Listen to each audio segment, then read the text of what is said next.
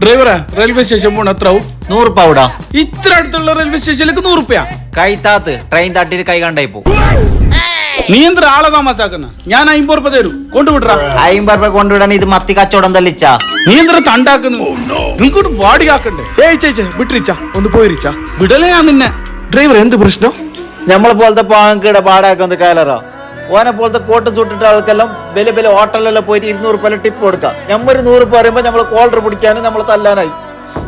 ഇപ്പൊ പെട്രോളിനെല്ലാം വില കൂടിയിട്ടില്ല. നമ്മ എങ്ങനെ കുടുംബം പോയിട്ട് എങ്ങനെ പാടാക്കുന്ന ഓർക്കറിയല്ലോ. ആയിച്ച നിങ്ങൾ ടെൻഷൻ ആക്കണ്ട. അത് നിങ്ങൾ പെട്രോളിനും ഡീസലിനെല്ലാം വണ്ടി അടിക്കുന്നുണ്ട്, കയ്യിലെന്തോ ബാക്കിയാവാതെ. ഇന്ന് സെയിൻ മോട്ടോഴ്സിൽ ബജാജിന്റെ ഇലക്ട്രിക്കൽ ഓട്ടോറിക്ഷ വന്നിട്ടുണ്ട്, അത് നിങ്ങൾ എടുക്ക്, കയ്യിലെന്തെങ്കിലും ബാക്കിയാവും. അപ്പൊ നമുക്ക് അതൊന്ന് നോക്കിട്ട് വരാം. ബാ പോവാ.